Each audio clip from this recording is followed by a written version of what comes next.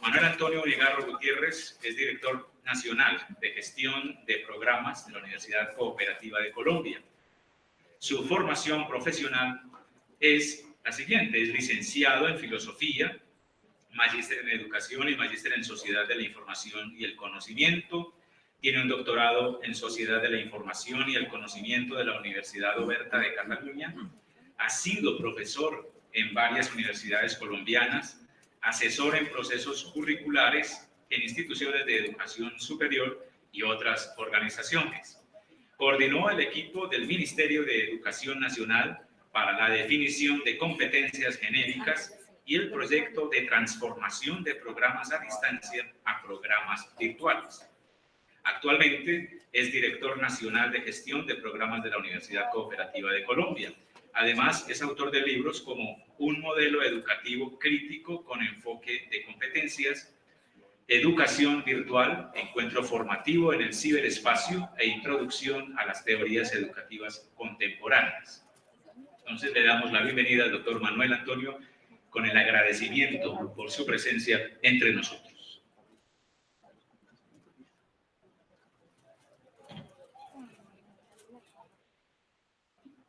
Muchísimas gracias.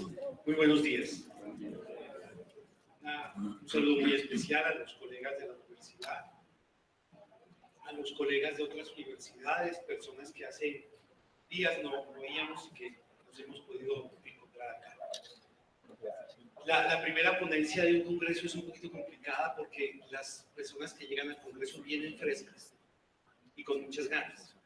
Y cuando la cosa no sale bien, la gente empieza a decir: ¿yo por qué vine a este congreso en la primera ponencia? Y yo lo único que esperaría es que después de esto no salgan diciendo: ojalá esto mejore, sino que pues sirva como para arrancar. Vamos a tener 30 minutos y después podemos conversar a partir de algunos planteamientos que voy a hacer acá, que no son realmente nada nuevo. Decía San Ignacio de Loyola, decía que no el mucho saber harta y satisface el alma, sino el gustar internamente de las cosas. De tal manera que yo aquí no voy a decir cosas nuevas, voy a decir cosas que ustedes ya saben, simplemente para recordarlas, de tal manera que podamos gustar internamente eso que sabemos, y retomar lo que sabemos y darle fuerza o reforzar eso. Muy bien. ¿Por dónde voy a ir inicialmente? Este es lo que quiero ir desarrollando en estos minutos. Pensar de entrada qué es lo humano. Porque me dijeron: oiga, Manuel, ¿por qué no nos conversa un poquito de lo humano en la educación virtual? Entonces, primero, ¿qué es lo humano? ¿Qué vamos a entender por lo humano? Y voy a abordar eso de lo humano desde tres perspectivas. Cómo entender lo humano desde la pedagogía, cómo entenderlo y cómo orientar lo humano desde la epistemología, es decir, desde los contenidos y conocimientos, y cómo entender lo humano desde la didáctica, que es lo que tratamos de hacer todos los profes en pues mejorarla cada vez más. Ese es el plan de lo que quiero desarrollar, y arrancamos rápidamente para que no nos demore el tiempo. ¿Qué es lo humano? Allí en pantalla algunas acepciones de la palabra humano. Como ustedes pueden observar, diferentes sentidos, diferentes maneras. Pero en lo que más quiero enfatizar allí, fíjense ustedes que lo humano o humano en esta diapositiva que tengo en pantalla es un adjetivo. Es un adjetivo. Y en ese orden de ideas nos permite ese adjetivo calificar. Calificar. Quizás uno de los que más manejamos, o una de las acepciones que más manejamos, es cuando hablamos de la naturaleza imperfecta del hombre. Equivocarse es humano. O que tiene la capacidad de sentir afecto, comprensión y solidaridad hacia las demás personas. ¿Qué persona tan humana? ¿Qué trato tan humano? Adjetivo. Adjetivo. De una manera. En todo caso, ese adjetivo siempre se va a referir a las personas. Lo humano se dice siempre en relación con las personas. Y cuando nosotros decimos lo humano en relación con las personas, entonces lo que hicimos fue adjetivar un sustantivo. Y yo lo puedo ver de otra manera. Desde la biología pura y dura, lo humano. Lo humano, desde la biología pura y dura. Somos animales, vertebrados, de la clase mamíferos, del orden de los primates, de la familia de los homínidos, y en ese orden de ideas, homo sapiens. Desde la biología pura y dura. En ese sentido, lo humano como sustantivo. Lo humano lo puedo entender como adjetivo o lo puedo entender como sustantivo. Y en todo caso, lo humano siempre hace referencia a la persona. Por tanto, yo puedo hablar de lo humano adjetivando el sustantivo o puedo hablar de lo humano sustantivando el adjetivo. Siempre en relación con la persona. Es decir, solo la persona es humana. Toda persona es humana. Aunque no todo humano es persona. Y desde esa perspectiva, entonces, lo que uno espera es que la educación le permita al humano transitar en esa búsqueda de convertirse en persona. Por eso decimos, ¿y cómo es lo humano en la educación virtual?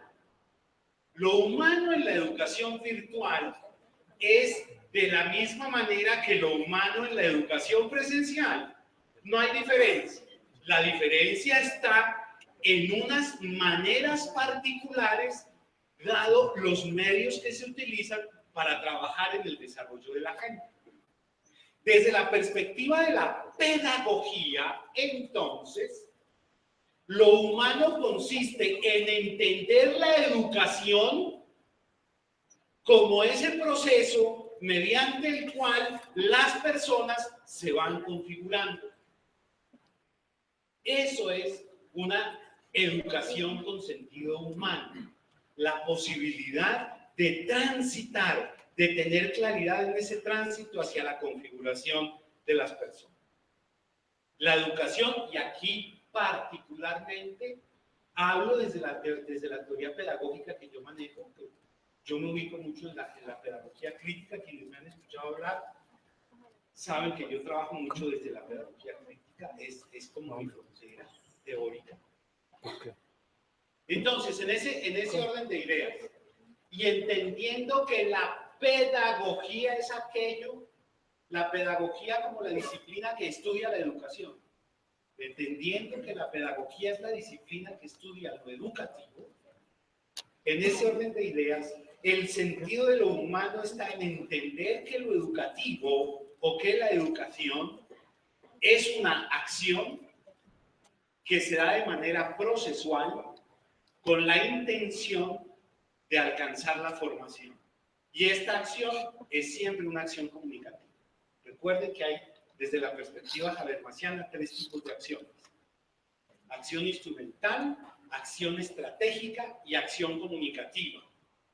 La educación, entonces, es acción comunicativa, es decir, el encuentro entre profesores y alumnos que conversando pueden crecer.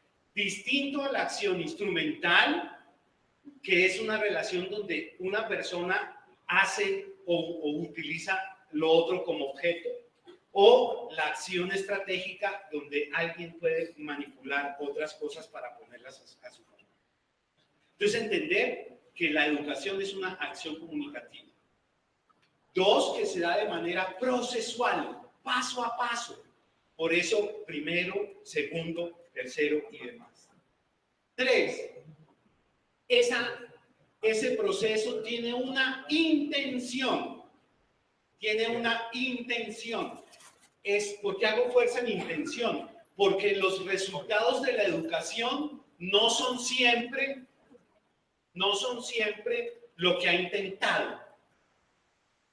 Los resultados de la educación no son siempre lo que ha intentado. Yo por eso sufro mucho cuando leo en los proyectos educativos institucionales perfiles de salida, perfiles del egresado, porque finalmente uno no puede garantizar el perfil, ¿cierto? Y si no, pues pregúntenle a las universidades y a ilustres egresados de esas universidades que hoy duermen en la Picota o en la Modelo o en cualquier cárcel colombiana por ladrones y sinvergüenzas.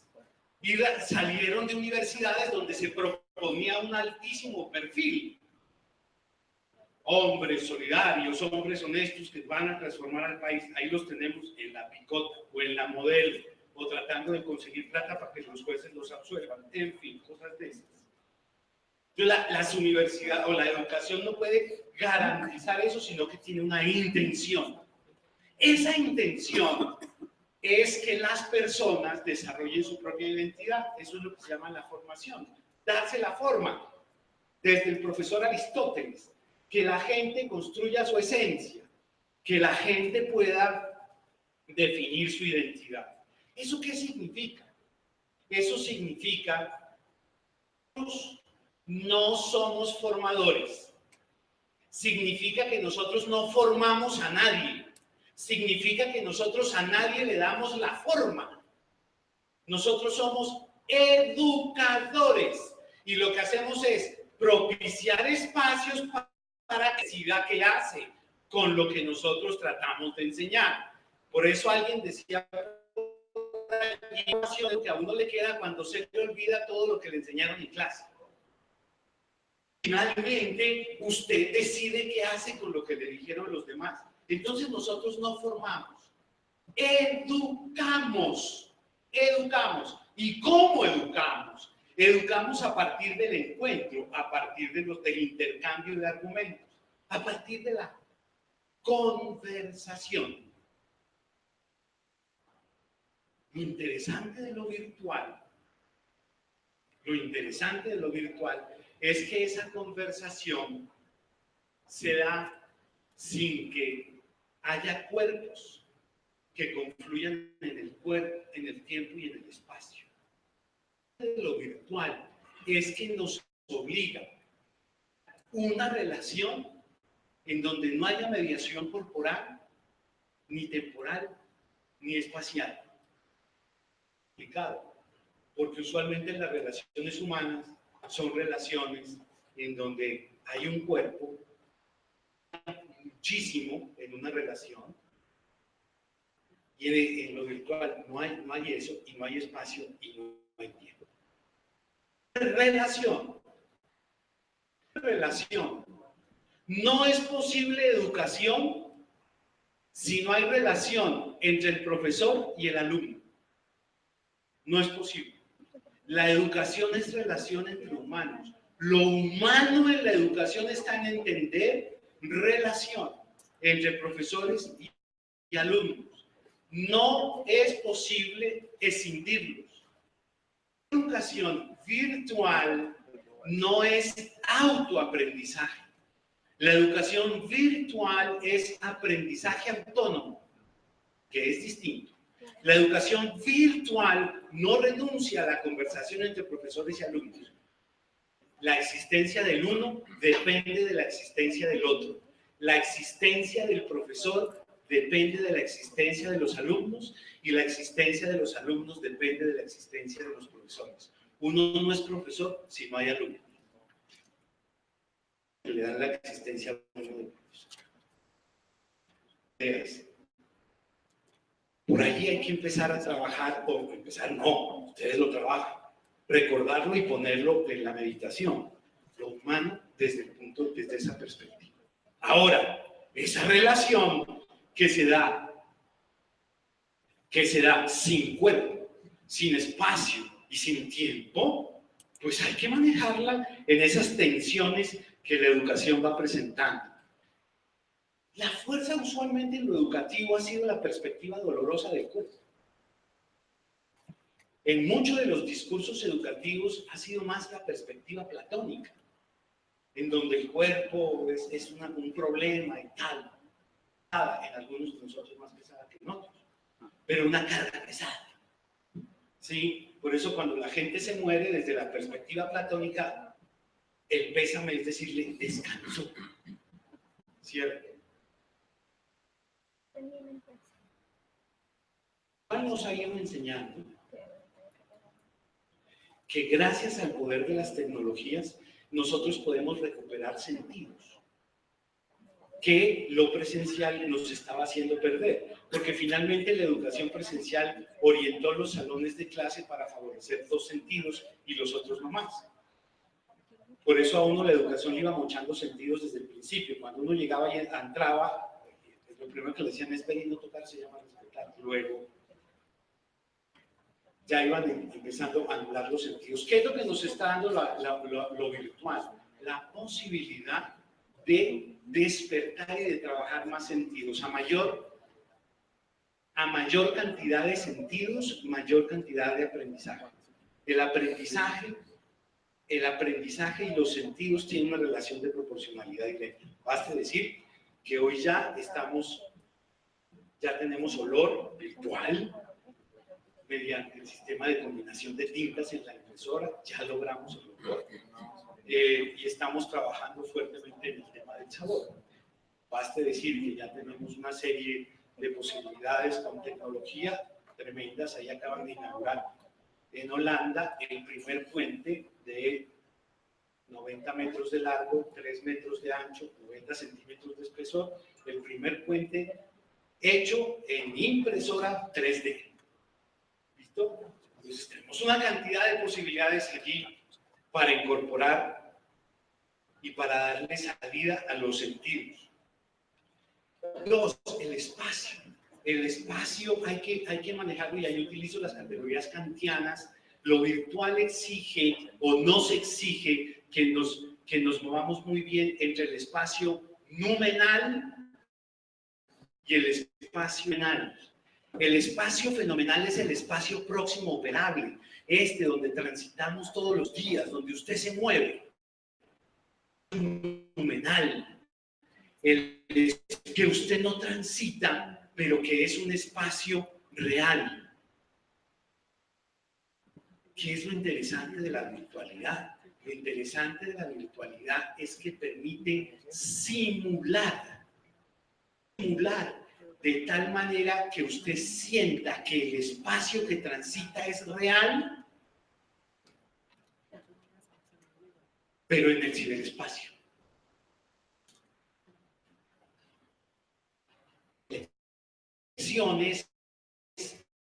Editorios, reducir costos y demás. Pero el sentido de lo humano es que cuerpo, espacio y tiempo que están perdidos en lo virtual no sean ausentes en el sentido de que son parte esencial del proceso de la persona. El tiempo hay que moverlo también entre dos maneras, entre el crono y el kairos.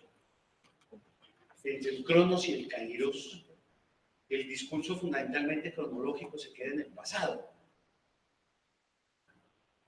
Todo tiempo pasado fue mejor, qué bonita de la época de antes y tal. Pueblitos mezcuillas de casas colombianas, añoranzas. Y Apocalipsis. Estudien.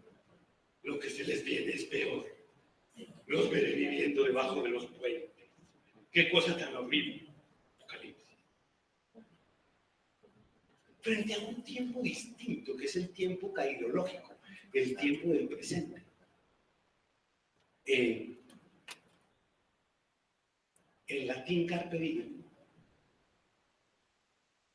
o en el africano del Rey León, Hakuna Matata, vive el momento.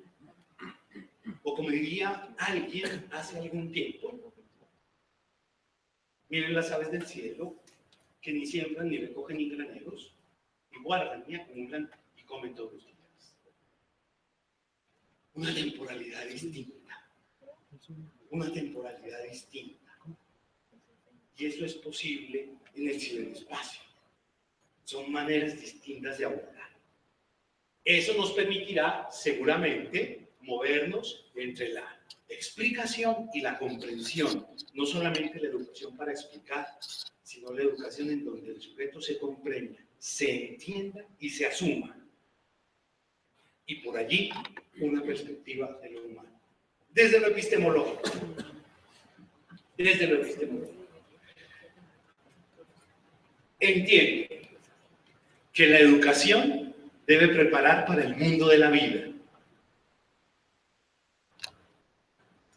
Entiendo que el mundo de la vida se subdivide en tres. El mundo objetivo, que se refiere a la naturaleza. El mundo subjetivo, que se refiere a la persona. Y el mundo intersubjetivo, que se refiere a la sociedad. Cada uno de esos mundos, lo aborda un grupo de disciplinas. Las ciencias naturales, el mundo objetivo. El interés de las ciencias naturales es un interés técnico. Por eso se llaman empírico-analíticas. El mundo subjetivo es abordado por las humanidades, que tienen un interés práctico, la comprensión. De allí que las humanidades se llamen histórico-hermenéuticas. Y el mundo de la sociedad, el mundo intersubjetivo, lo abordan las ciencias sociales, que tienen como interés la transformación. De allí que se llamen crítico-sociales. Preparar o educar significa preparar a las personas para el mundo de la vida. No importa cuál sea la disciplina. Si estoy en ingeniería, pues la fuerza está en las ciencias naturales. Si estoy en teatro, la fuerza estará en las humanidades. Si estoy en derecho, la fuerza estará en las ciencias sociales. Pero educarse para el mundo de la vida significa necesariamente transitar los tres aspectos. Por eso es tan importante la interdisciplinariedad.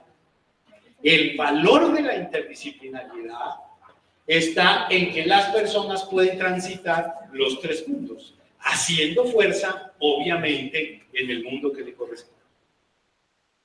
Una precisión aquí, una alerta aquí. El discurso de las ciencias naturales es fundamentalmente lógico. El discurso de las ciencias, de las humanidades, el discurso de las humanidades es un discurso fundamentalmente estético. Y el discurso de las ciencias sociales es un discurso fundamentalmente ético. ¿Qué ha pasado en educación? Enredamos los discursos. ¿Qué es lo que nos ha pasado? A las ciencias naturales les pusimos el discurso lógico y les mantuvimos su discurso. Por eso es tanta fuerza. A las humanidades les cambiamos el discurso, les eliminamos el discurso estético y les pusimos el discurso ético. Entonces, siempre que se habla de humanidades, se habla de ética. Y cuando yo meto el discurso ético aquí, pues dejo la ética en el mundo subjetivo. Por eso cada uno anda con su ética haciendo lo que quiere. ¿Sí? Y a las ciencias sociales, porque las se consideraban poquita cosa, les pusimos discurso lógico. Entonces tenemos en el discurso educativo lógico, ético, lógico. Ajiaco, sancocho, mute, depende de la región de donde ustedes sean. un revuelto epistemológico. ¿Qué es fundamental? ¿Qué es lo humano allí? Recuperar los discursos y poner los discursos donde son y recuperar fundamentalmente lo estético, porque lo estético que se refiere al sujeto, lo estético que se refiere al sujeto, tiene que ver con que es la manera como la persona se muestra. Los seres humanos nos decimos, los seres humanos nos mostramos, y la mejor manera o la vía primera para decirnos, para mostrarnos, es la estética. Por eso nosotros todas las mañanas antes de salir de la casa nos miramos al espejo, que estemos bien arregladitos, que nos combine y tal, y salimos.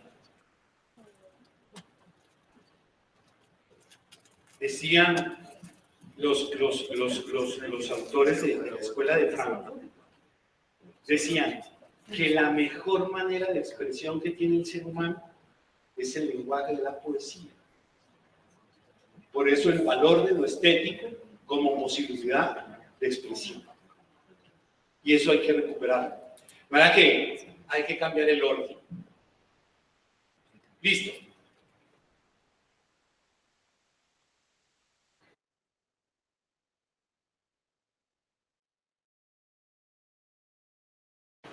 Desde el punto de vista de la didáctica, ¿cómo hacer para que todo eso funcione? Varias cosas. Uno, privilegiar las lecturas y las escrituras. La única posibilidad que tenemos, o la mejor posibilidad que tenemos de comunicarnos en lo virtual, tiene que ver con la lectura o con la escritura. Claro, la tecnología a nosotros nos permite hoy una comunicación cara a cara en tiempo real. Cara a cara en tiempo real. Perfecto.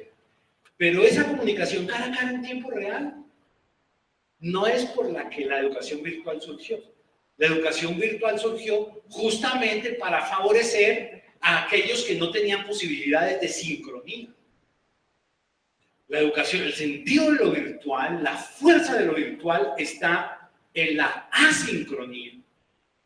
Y en esa asincronía, la mejor manera es la escritura y la lectura. Entendiendo que la lectura del mundo precede la lectura de la palabra.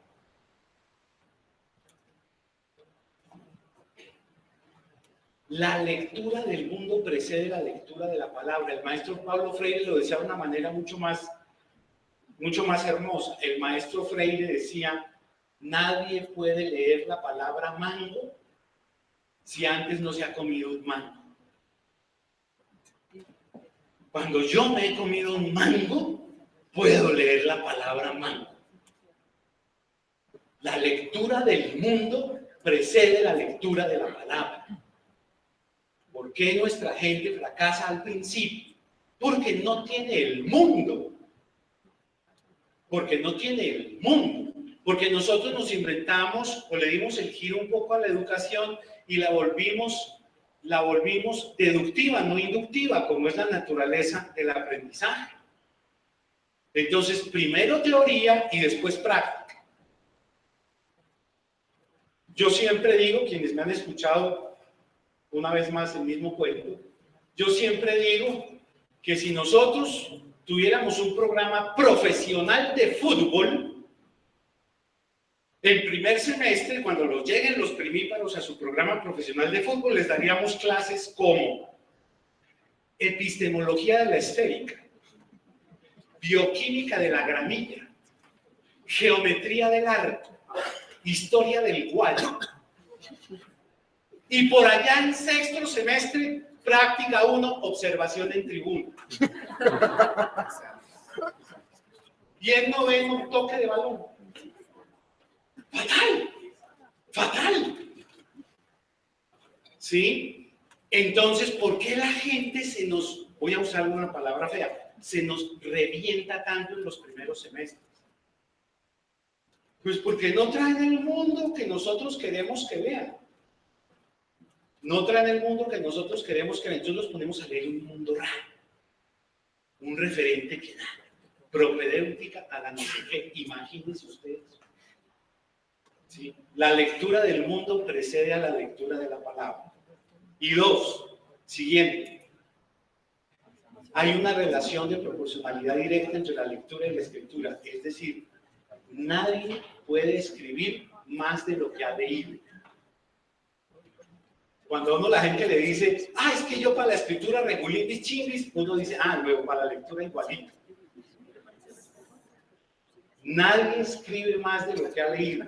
Por eso, un buen escritor es por sobre encima de todas las cosas un muy buen lector. Eso hay que favorecerlo en lo virtual. En nuestra comunicación, la textura del texto, el calor de la comunicación. 3. Cuando uno como profesor selecciona una bibliografía, seleccionar una bibliografía incluye un triple respeto. El respeto hacia el que lo escribió, el respeto hacia el alumno que va a leer lo que uno está seleccionando y el respeto hacia uno mismo. La selección de la bibliografía no es algo, mire a ver qué hay por ahí y copiemos unos textos. La selección de la bibliografía es rigurosa. Mr. Google tiene muchas cosas, cientos de miles de cosas. Entonces, seleccionar rigurosamente la bibliografía es fundamental. Para que de allí resulte esa triple figura de la que alguna vez nos hablaba Nietzsche. Para que el estudiante pase de ser camello a ser león hasta ser niño. De ese trabajo silencioso y el padecimiento del camello a la rebeldía del león, a la limpieza y a la imaginación del niño. En la lectura y la escritura.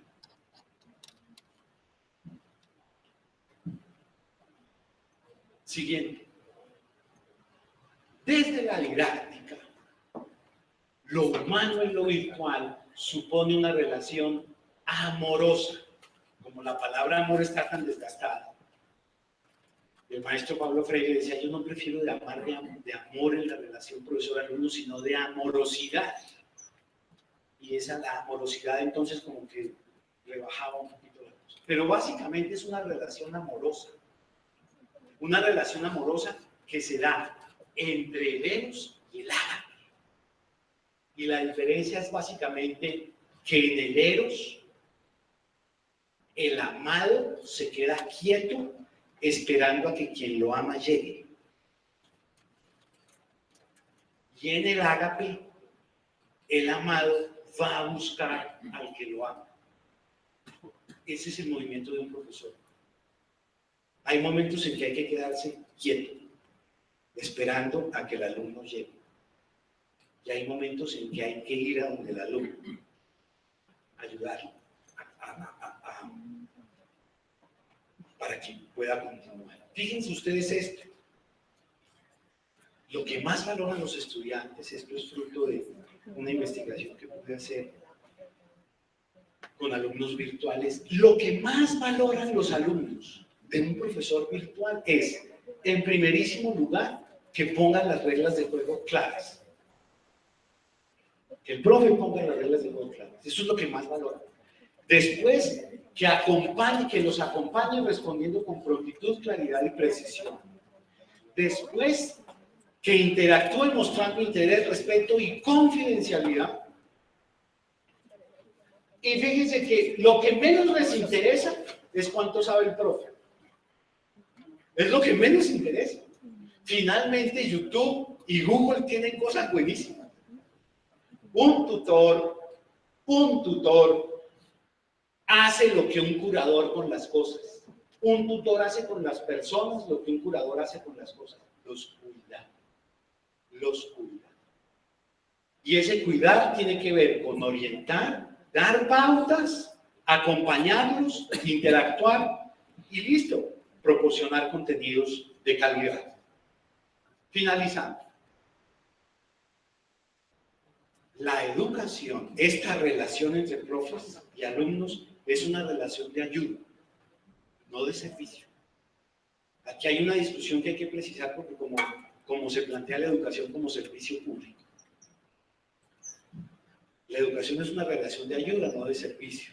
En el servicio, usted tiene que hacer algo y yo le digo, no lo haga. Págueme y yo lo hago por usted. Eso es servicio. En la relación de ayuda, usted tiene que hacer algo y yo le digo, hágalo, yo lo acompaño. Yo lo acompaño. Y en ese acompañarlo, el tutor virtual tiene que manejar muy bien la presencia y la ausencia. Una de las cosas de las que más se quejan los alumnos es la ausencia, porque se quedan solos y perdidos. Y cuando la ausencia es fuerte, cuando la ausencia sobrepasa los límites necesarios, entonces se acaba la relación educativa. Y entonces la gente dice, pues para esto aprendo yo solo. Ahí sí, autoaprendizaje. Ahí sí, autoaprendizaje. Hay que estar, pero hay que alejarse, porque hay que favorecer los momentos de soledad y silencio. Los momentos de soledad y silencio son los momentos de afrontación, de confrontación.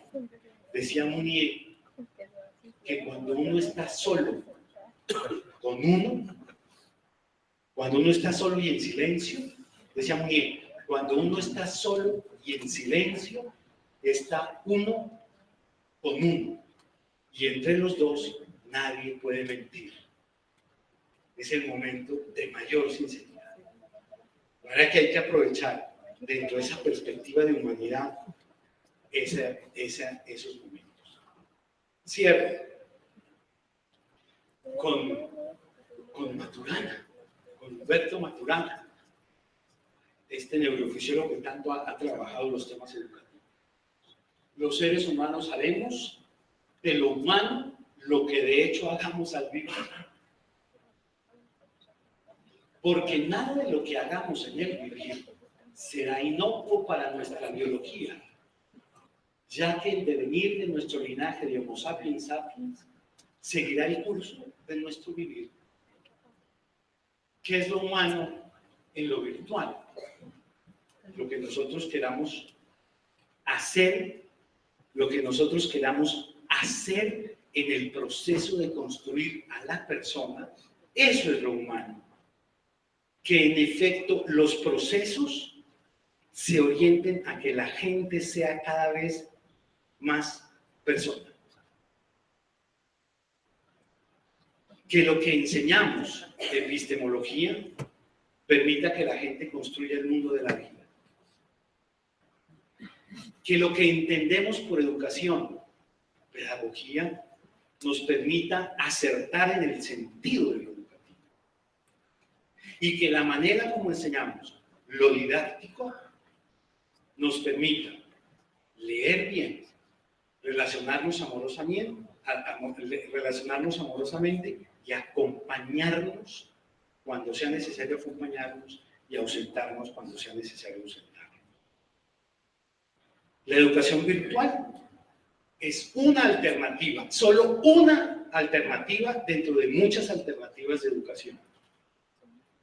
Pero para miles de colombianos es su única alternativa. Qué bueno hacerlo con sentido humano.